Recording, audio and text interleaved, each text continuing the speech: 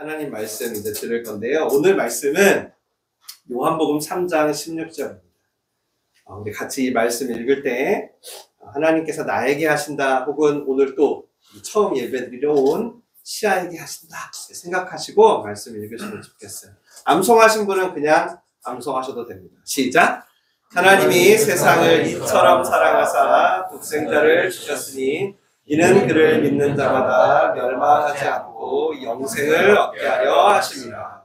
하나님이 그 아들을 세상에 보내신 것은 세상을 심판하려 하심이 아니요 그로 말미암아 세상이 구원을 받게 하려 하심이라. 아멘. 여러분 추석 명절 잘 보내신 분도 계시고 혼자 보내신 분도 계시죠. 이번에 보니까 일을 하시는 분도 꽤 많더라고요. 제가 참 누군가에게는 추석이 참 힘들고 외로운 시간도 되겠구나 라는 생각이 들고, 또 누군가에게는 되게 부담되는 시간.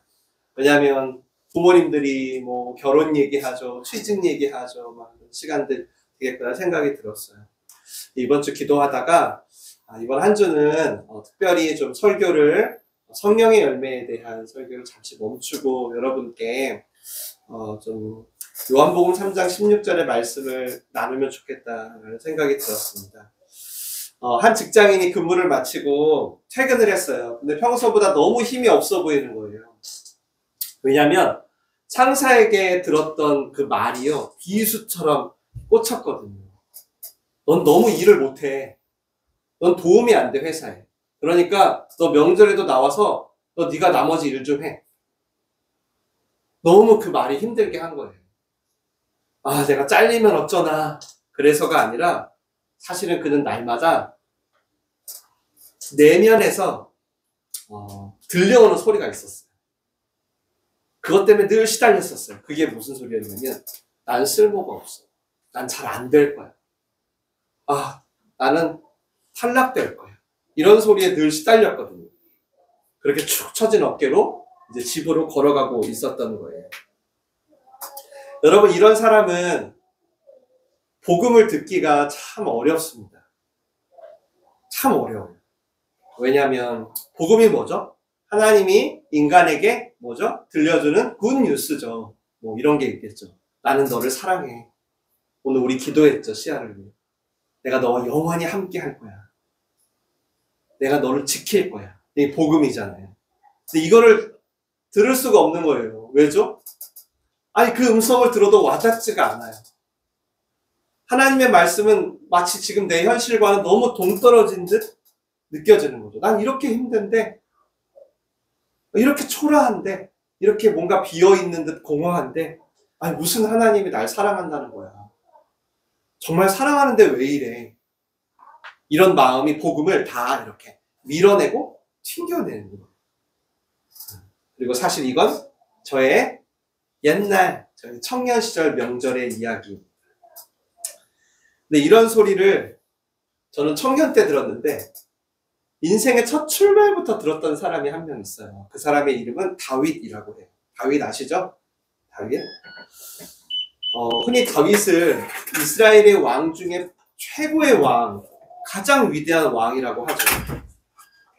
가장 위대해. 근데 그는 그 위대한 겉모습에 비해서 굉장히 어두운 삶의 모습이 있었어요. 그건 바로 아버지 때문인데요. 아버지 이새라는 사람이 아버지인데요. 이새가 사랑하지를 않았어요. 하나님이 이스라엘의 초대 왕 사울을 너 이제 왕 그만해. 넌 이제 패할 거야. 하고 이제 사무엘이라는 선지자에게 이새라는 사람의 집에 가서 그 아들 중에 왕을 세워라 라고 한 거예요. 그래서 이제 간 거죠. 그래서 아들들이 다 집합했어요. 한 사람씩 나와서 오늘처럼 이제 사무엘이 기도를 해요. 근데 사무엘이 기도를 하는데 하나님이 왕으로 세우겠다는 사람이 없는 거예요. 사무엘이 볼 때는 스펙도 너무 좋고 외모도 너무 멋져요. 이 사람이다 라고 하는데 계속 이제 하나님은 아니라는 거예요. 너는 외모를 보지만 나는 중심을 보는 하나님이야 라고 하면서 계속 패스 하시더니 결국 모든 자식을 다 지나친 거죠. 그래서 사무엘이 이새에게 물어요. 당신 아들 이게 다요? 그랬더니 이새가 고민하기 시작했어요. 아직 하나가 남긴 했는데 걔는 아들도 아닌데 볼 필요도 없어요. 그래서 지금 양치라고 했어요. 오늘 명절인데 한 거예요. 여러분, 이새가 왜 다른 아들들은 다 대선지자 사무엘이 왔다는 얘기를 듣고 다 만나게 하면서 막내 다윗은 그 시간에 양을 치게 놔뒀을까요? 다윗을 사랑하지 않았던 거예요. 너무 작은 키였어요. 너무 볼품이 없었고요, 다윗은. 그리고 완전히 형들에 비해서 모든 면에서 떨어졌어요. 제외된 거예요. 그 증거를 같이 읽어볼까요? 시편 27편 다윗이 한 얘기입니다. 시작. 내 부모는 나를 버렸으나 여호와는 나를 영접하시리이다. 다윗의 고백이에요. 그러니까 인생의 출발부터 그는 씻을 수 없는 어떤 응어리가 있었던 거죠. 형들은 사무엘 만나려고 어떻게 했겠어요? 꽃단장하고 깨끗이 씻고 막 신나서 갔겠죠? 그 뒤를 바라보고 있는 다윗의 마음이 어땠을까요? 얼마나 슬프고 처량했을까요? 얼마나 내가 보잘것없는데 더 보잘것없게 느껴졌을까요? 아마도 상사에게 꾸중 듣고 축 처진 어깨로 명절에도 나와서 일했던 저의 예전 모습과는 비교조차 할 수 없을 만큼 엄청난 외로움과 아픔이 있었을 거예요. 다윗은 놀랍게도요, 이토록 자기를 슬프게 만든 그 현실 있잖아요. 그 세상의 환경 있잖아요. 거기에 굴하지 않았어요. 아버지는 한없이 냉정한 눈빛으로 바라보는데 다윗은 그 아버지의 눈빛에 자기 시선을 고정하지 않았어요. 형들이 내뱉는 온갖 비교와 무슨 말 했을까요? 야, 넌 글러먹었다. 야, 넌 양이나 쳐라. 너는 그래서 아버지가 널 안 좋아하는 거야. 얼마나 많이 들었을까요? 수없이 들었을걸요?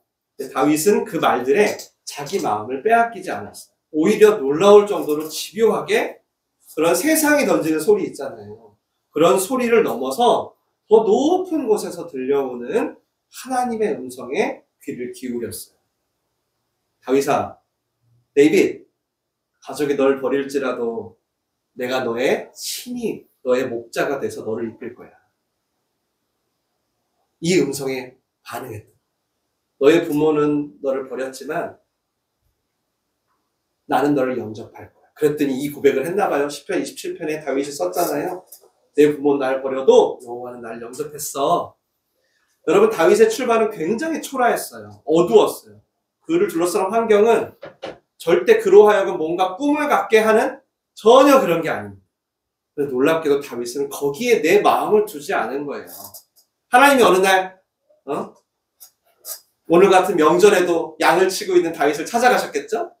사랑하는 아들아, 사랑하는 데이빗, 내가 너를 사랑해. 너의 조건이나 너의 외모 때문이 아니야. 너를 있는 그대로 사랑해. 다윗이 그 소리를 들었겠죠? 형들은 사무엘 온다고 휙 다 가버렸잖아요.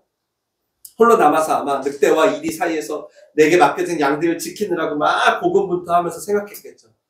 야, 이들이나 나나 처지가 비슷하다? 양들을 보면서 너희나 나나 비슷하다. 정말 목자가 지켜주지 않으면 안 되는구나. 야, 그래, 하나님이 나의 목자시네 하면서 시편 23편을 지었겠죠. 그리고 거기에만 자기 시선을 집중하기 시작했어요. 그래서 그 하나님이 주신 시선으로 자기 인생을 조금씩 해석하고 세워가기 시작했어요. 그러면 결국 나중에 가장 위대한 왕이면서 하나님의 마음에 합한 자라는 칭호를 듣는 사람이 되었던 거죠. 아시겠지만 훗날 다윗이 왕이 돼가지고 언약궤가 왕으로 들어올 때 채통을 못 지키고 뭘 했냐면, 그러니까 채통 좀 지키세요 라고 막 아내가 계속 얘기해요. 미갈이 창피하다고. 근데 어떻게 했죠? 옷이 벗겨진 줄도 모르고 너무 기뻐서 막 춤을 추는 거예요. 여러분, 왕이 대통령이 그러기 쉽지 않잖아요. 이거 무슨 얘기인가요? 나는 여전히 하나님 앞에서 목동 다윗이라는 거예요. 난. 그의 시선은 미갈의 남편이기 전에, 한 나라의 왕이기 전에 나의 목자셨고 지금도 신실한 나의 목자 대신 하나님의 양, 하나님의 자녀다. 이 정체성에 첫 번째로 고정되어 있는 거예요. 이 다윗의 인생을 묵상하면서 어떻게 아빠가 그렇게 대하는데도 흔들리지 않았을까라는 생각이 들었어요. 저는 누가 조금만 화나게 해도 잠이 잘 안 와요. 조금만 저를 오해하고 억울해도 견딜 수가 없거든요. 이미 휘둘리고 있는 거죠. 그 세상의 시선에. 근데 다윗은 자기를 휘둘르는 사람이 누구예요? 부모예요, 여러분. 부모. 어린아이에게 엄마와 아빠는, 지금 시아에게 성우 형제와 화연자매는 곧 우주예요. 곧 세상입니다. 세상이 자기를 버리는 거예요. 다윗은 세상이 자기를, 그러니까 우리가 쉽게 말하면 세상이 다 나를 버려도 엄마 아빠만 나를 사랑해주면 세상과 부딪힐만 하잖아요. 내 모든 것이 되는 아빠가 근데 너는 자식도 아니다 라고 하면서 너 저기 가 있어 이렇게 나를 대할 때 그게 어떻게 자기를 견디게 할 수 있었겠어요. 다윗은 놀랍게도 그 속에서 자기의 뜻을 세워갔던 거예요. 여러분, 혹시 지금 여러분이 가지고 계신 첫 번째 정체성은 뭔가요? 뭐가 있을까요? 나는 서울에서 태어났다. 나는 이런 대학교에 이런 전공이다. 뭐 이런 게 있을까요? 어느 과 나왔다가 될까요? 또 뭐 있죠? 우리 준규 형제는 나는 중이입니다. 정체성일까요? 난 누구의 아빠고, 누구의 남편이고, 난 어느 회사의 어느 직책이고, 또 뭐 있을까요? 연봉이 얼마고, 실적이 얼마나 나고, 뭐 이런 게 여러분의 정체성들을 보통 형성하죠. 근데 그 중에서 여러분이요, 무엇을 가장 중요하게 여기냐에 따라 여러분은 여러분의 삶을 결정하시고, 그 중에서 여러분의 정체성이 한 10개 있다 쳐요. 그 중에 무엇을 가장 중요하게 여기냐에 따라 결국 여러분을 결정하게 될 거예요. 예를 들어 아까 저의 모습 같은 경우에는 뭐가 있냐면 상사한테 대못을 박는 말을 들었어요. 힘이 빠졌어요. 들어갔는데 사랑하는 딸이 보아가 얼굴에 애기였는데 한방 웃음으로 저를 맞아주는 거예요. 그때 저의 아까의 아픔은 온데간데 없고 또다시 새로운 내일을 향한 어떤 뭐랄까요? 힘을 얻는 것처럼 느끼는 거죠. 왜 그럴까요, 제가? 왜? 회사원으로서의 정체성보다 한 아이의 아빠라는 정체성이 저한테 더 강하고 중요하고 우선되기 때문이죠. 다윗은 그런 면에서 인간적으로 자기를 세워갈 수 있는 정체성은 솔직히 말하면 하나도 안 보여요. 그러니까 우리보다 훨씬 부족합니다. 이세의 아들? 거기다 정체성을 두는 순간 그는 지워지는 거예요, 인생이. 아니면 누구의 형? 누구의 동생? 누구의 형제? 자기를 버리는 어떻게 형제를 지내요? 자기를 버렸는데. 근데 다윗에겐 그 가족보다 그 환경보다 가장 본질적이고 첫째가는 정체성이 자신을 바치고 있는 거예요. 뭐죠? 나는 하나님이 사랑하시는 자녀이다. 나는 그가 기르시는 양이다. 오늘 읽었던 요한복음 3장 16절이 이 첫 번째 정체성을 보여주는 가장 중요한 성경의 구절이에요. 교회 안 다닌 분도 한 번쯤 들어봤을 텐데 다시 한번 읽어볼까요? 시작. 하나님이 세상을 이처럼 사랑하사 독생자를 주셨으니 이는 그를 믿는 자마다 멸망하지 않고 영생을 얻게 하려 하십니다. 성경 전체를 딱 한 절로 요약하려면 이거를 이야기하죠. 하나님이 세상을, 여기서 세상이 뭐죠? 저와 여러분 한 사람 한 사람이죠. 통틀어서 세상 아닙니다. 통쳐서 그냥 한 번에 전부를 사랑해. 절대 그렇지 않아요. 한 사람 한 사람을 사랑한다는 뜻입니다. 어떻게? 성경에 보니까 뭐라고 하죠? 이처럼은 그 뒤에 나오죠. 독생자, 하나밖에 없는 아들이란 뜻이죠. 그 아들을 줄 만큼 하나밖에 없는 아들을 목숨을 주기까지 사랑하셨다는 거예요. 하나님을 떠난 우리를 하나님이 용서를 하고 싶으세요. 근데 그냥 용서할 수가 없는 거예요. 왜냐하면 그냥 용서하면 하나님의 공의가 훼손이 돼. 그냥 내가 용서한 걸로 치자 이렇게 할 수가 없는 거예요. 그래서 하나님을 떠난 우리들을 위해서 뭔가 우리의 죄를 담당해줄, 그러니까 죄의 값은 사망이기 때문에 이 값을 치워줄 존재가 필요한 거예요. 근데 그게 세상에는 없는 거예요. 우리 다 죄인이다. 그래서 어쩔 수 없이 하나님이 직접 오신 거죠. 그 아들로서. 세상에 그 일이 있을 수가 없잖아요. 우리는 죄를 해결할 수 없습니다. 하나밖에 없는 아들을 우리 대신 십자가에 내어주고 우리 한 사람 한 사람을 자녀로, 원래 하나님께서 우리를 창조할 때 다 저렇게 어렸을 때가 있잖아요. 우리도 원래 어렸을 때, 원래 태어날 때부터 우리에게 가셨던 하나님의 디자인, 하나님의 계획, 하나님의 뜻, 그 안으로 다시 들어올 수 있게 하려고, 다시 자녀로 삼아주시려고 이렇게 아들을 내어주신 것이죠. 예전에 좀 오래됐는데 아내랑 같이 차를 타고 집에 가다가 제가 그렇게 질문했어요. 여보, 하나님이 나를 얼만큼 사랑하실까? 그랬더니 예수님을 주실 만큼이지 그러더라고요. 근데 이게 가끔은 이제 머리로 아는데 와닿지 않을 때가 있잖아요. 내 마음에. 그러다 갑자기 제가 로하 생각이 났어요. 그러면서 제가 그럼 내가 로하를 내어줄 수 있을까? 그때 안 되지 그러더라고요. 자식을 내주는 부모의 마음을 감히 생각해 볼 수도 없다? 뭐 이런 뜻이겠죠? 아내의 마음. 그러면서 바로 그런 생각이 들었어요. 그럼 하나님의 사랑이라는 거를 내가 감히 측량할 수도 없겠구나. 이렇게 생각이 들어요. 어떤 나의 지식? 어떤 나의 경험? 그런 걸로 하나님의 사랑이 있네, 없네, 날 사랑하네, 안 하네, 아니면 이만큼이네, 이렇게 할 수가 없겠구나라는 생각이 들어요. 하나님이 이처럼 우리를 위해 자식을 내어줄 정도로 사랑한 이유가 뭘까요? 그 이유가 뭘까요? 우리 다음 17절 읽어보실까요? 시작. 하나님이 그 아들을 세상에 보내신 것은 세상을 심판하려 하심이 아니요 그로 말미암아 세상이 구원을 받게 하려 하심이라. 아멘. 심판이 아니라 너 똑바로 못해 너 이렇게 태어나게 했더니 이따위로 할 거야? 이게 아니라 어떻게? 우리 한 사람 한 사람을 구원하려는 거예요. 설사 여러분이 지금 하나님의 사랑이 안 느껴지는데요? 그러시더라도요.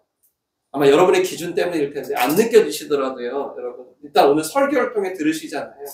하나님이 여러분에게 베푸신 사랑은 끝이 없고 한계가 없다라는 것을 믿으시기를 축원합니다. 믿으시기를 축원합니다. 심지어 여러분이 태어나기 전부터 여러분을 지명하였다, 택하였다 말씀하세요. 그리고 그 사랑은 영원히 떠나지 않을 뿐 아니라 얼마나 끈질긴지 제가 찾아왔는데요. 얼마나 끈질기냐면 누가 우리를 그리스도의 사랑에서 끊으리요? 환난이나 곤고나 박해나 기근이나 적신이나 위험이나 칼이랴. 누구도 끊을 수 없다는 거예요. 그리고 37절에 보면 같이 읽어요. 37절 시작. 그러나 이 모든 일에 우리를 사랑하시는 이로 말미암아 우리가 넉넉히 이기느니라. 아멘. 여러분 우리에게 발생하는 다윗과 같은 일들 아니더라도요. 우리 모든 일들 있잖아요. 세상 사는데 많은 일들이 있더라도요. 우리를 사랑하시는 하나님의 사랑 끝까지 우리를 붙든다는 거예요. 그래서 우리는 이 거친 세상에서도 흔들리지 않고 제2, 제3의 코로나가 터지고 우리 세상 안에 어떤 일이 벌어질지라도 우리가 넉넉히 이길 거라는 거예요. 이것이 우리 한 사람 한 사람을 향한 하나님의 뜻입니다. 하나님의 뜻이에요. 하나님은 이게 다윗뿐만이 아니라 오늘 민들레온시에 모인 우리의 첫 번째 정체성이 되기를 간절히 원하는 거예요. 여러분의 첫 번째 정체성은 뭐예요? 사장? 뭐예요? 목사? 그건 저구나. 또 뭐예요, 여러분? 남편? 학생? 뭐예요, 첫 번째 정체성? 아마 그것들은 여러분의 역할을 얘기하는 거예요. 그게 여러분 하나님 앞에서의 정체성이 될 수는 없어요. 만약에 여러분이 거기에 내 정체성을 우선으로 두잖아요? 그럼 여러분은 아마 점점 시들어가고 공허해질 거예요. 여러분의 정체성은 누가 뭐라 해도 나는 아들을 주기까지 사랑하시는 하나님의 자녀이다. 여기서 출발하셔야 돼요. 이게 인간이란 존재가 최우선으로 새겨야 할 정체성. 이 정체성을 새기는 오늘 예배 되시기를 축원합니다. 그때 여러분은 비로소 하나님의 사랑이 뭔지 경험하기 시작합니다. 그때 사랑이 이거구나라고 느껴지기 시작할 거예요. 그리고 이미 이거를 믿고 계시는 분은 아마 사랑의 열매로 더욱 깊어지실 겁니다.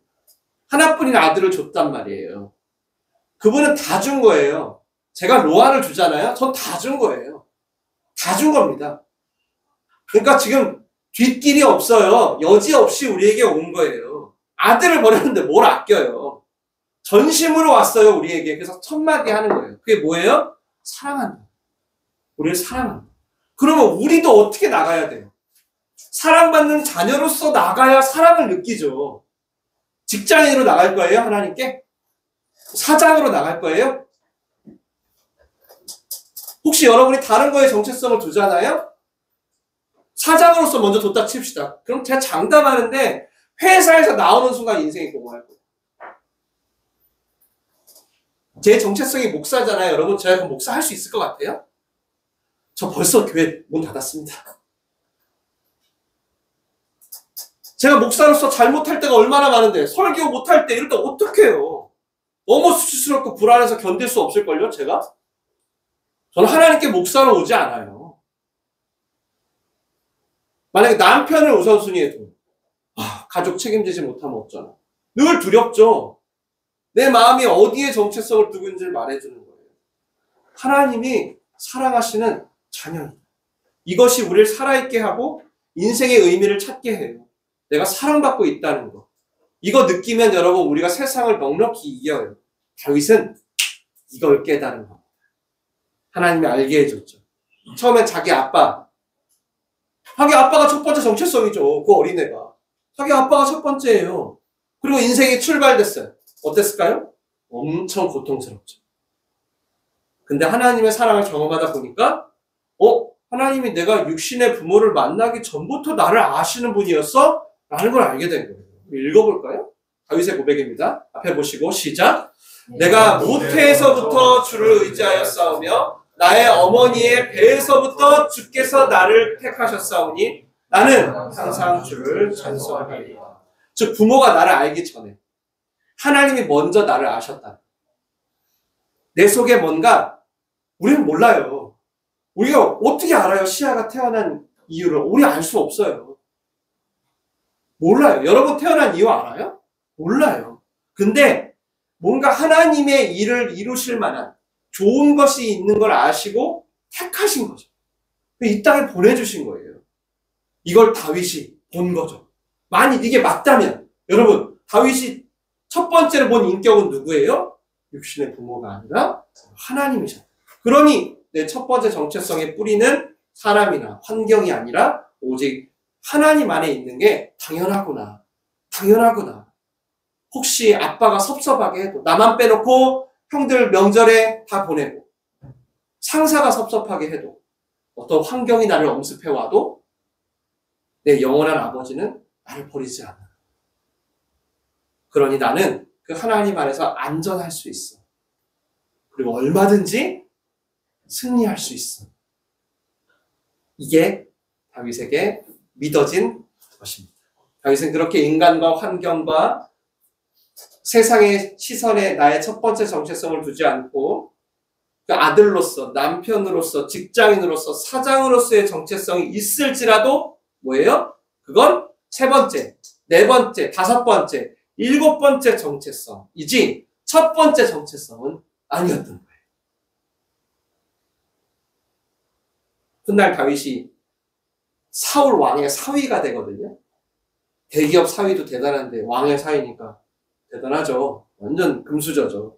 근데 그 다윗의 그게 첫 번째 정체성이 아니라 그랬잖아요. 그래서 그 사울이 죽이려고 해요. 죽이려고 할 때도 그 시간을요 넉넉히 이겨내.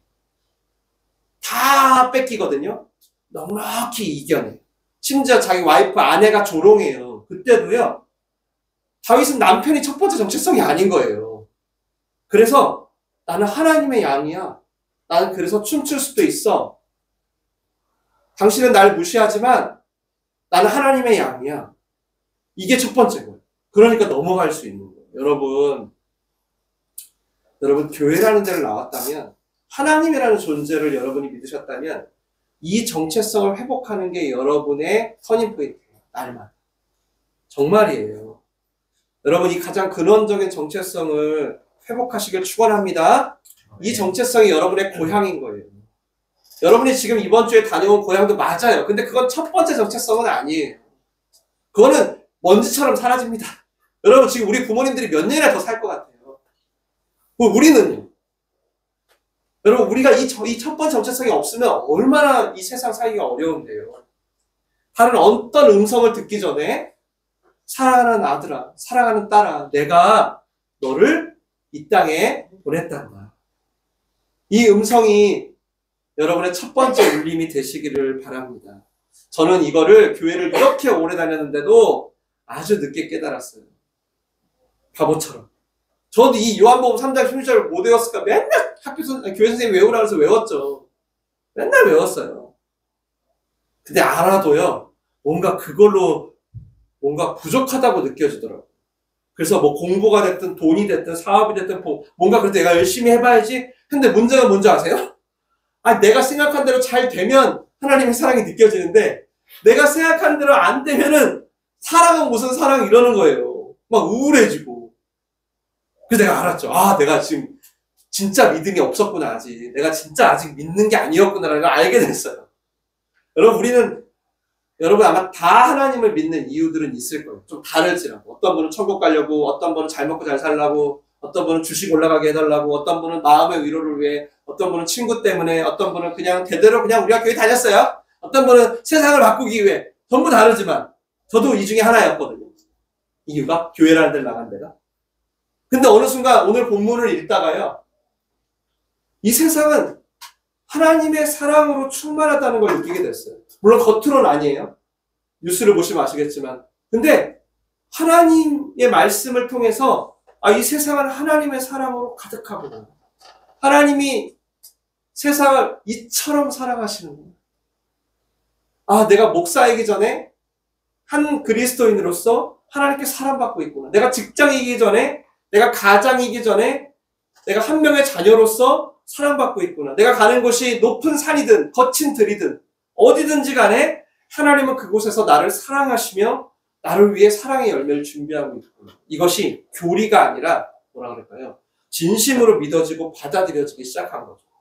그때부터 저는 제가 생각보다 굉장히 안전하다는 걸 알게 됐어요. 저의 생명이라는 것은 지금 당장 내가 사는 여기가 끝이 아니구라는 것도 알게 됐어요. 당연히 자유함이 생겼겠죠. 크고 작은 일들에 제가 흔들리는 것들이 물론 흔들리죠. 그러나 오늘 다윗처럼 내 첫 번째 정체성을 확인하면서 그런 것들을 해석하고 넘어가기 시작하는 거예요. 이게 진리가 주는 자유구나. 여러분도 저랑 비슷하실 수 있어요. 예수를 믿었으면 내가 어떻게 살아야 되지? 잘 살아야 되는데 이렇게 마음이 가요. 물론 이 생각도 하나님이 기뻐하세요. 그런데요. 이게 이루어지기 위해서는요. 중요한 한 가지가 있습니다. 그게 뭐냐면 내가 하나님의 사랑을 받는 자녀가 되어야 한다는 거예요. 이게 모든 것의 첫 번째 정체성. 저희가 지금 주일마다 듣고 있는 성령의 열매도 마찬가지죠. 내 열매가 아니잖아요. 하나님의 열매잖아요. 하나님의 사랑이고 하나님의 희락이고 하나님의 화평이고 하나님의 오래 참음이고 하나님의 자비잖아요. 그러니까 그걸 먼저 내가 받아야 돼요. 하나님이 여러분을 위해 이미 다 준비해놨어요. 똑똑똑 여러분이 이렇게 마음을 두드리죠. 오늘 말씀을 여러분이 나를 향한 말씀으로 들으시면 돼요.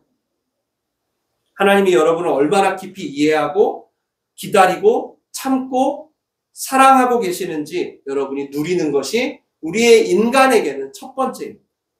그래야지 행위에 갇히고 세상에 갇히고 결과에 갇히는 정체성에서 벗어나서 내 진짜 고향이 여기구나.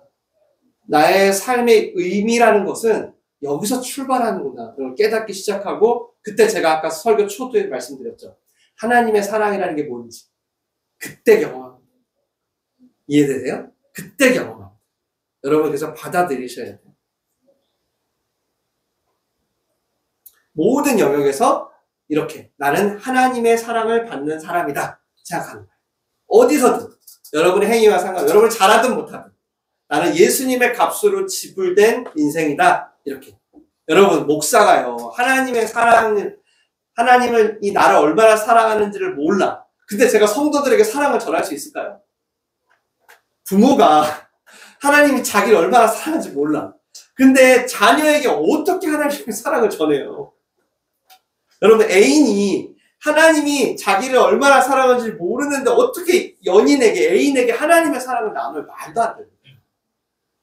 그 사랑을 누리지 못하고 전부 내 행위와 결과에 묶인다면 어떻게 여러분이 다가올 여러분의 미래에 하나님의 인도하심이 있을 거라고 장담할 수 있을까요? 아마 여러분 불안해서 여러분이 준비하고 있을걸요. 모든 것을 여러분이 미루시더라도 최우선적으로 여러분이 뭘 하든 어디를 가시든 가장 먼저 하나님의 사랑을 받는 자녀, 이 정체성을 회복하셔야 합니다. 하나님의 형상으로 창조된 온 세상의 인간들은 이 사랑, 이 정체성을 찾았을 때 자연스럽게 일도 하고요. 돈도 벌고요. 사람도 만나고요. 꿈도 꾸고요. 이렇게 우리에게 주어진 짧디 짧은 인생을 이뤄나갈 수 있게 되는 겁니다. 여러분, 하나님이 여러분을 너무너무 사랑하십니다. 여러분 제 마음을 다 전할 수는 없지만 성령께서 전해주시길 바랍니다. 여러분이 어떻게 해도 괜찮아요. 뭐 늦어도 되고 뭐 잘해도 되고 하나님의 사랑이 여러분의 그 모든 것을 덮고도 남습니다. 하늘을 두루마리로 삼아서요. 바다를 먹물 삼아도 다 기록이 안 된답니다. 거기서부터 우리 다시 시작해보죠. 어때요? 여러분의 신앙 또 뭐 있죠? 사업, 학업, 관계, 미래 우리 다 거기서부터 다시 시작해볼까요? 이제 여러분이 삼았던 두 번째, 세 번째, 네 번째 정체성들 있잖아요. 앞으로 어떻게 해야 되나 걱정하게 하는 있죠. 우리에게 생명을 버리기까지 전심으로 찾아오신 하나님의 사랑을 첫 번째로 맞이하심으로 이 두 번째, 세 번째, 네 번째, 다섯 번째, 일곱 번째 정체성들을 넉넉히 이겨가자는 거예요.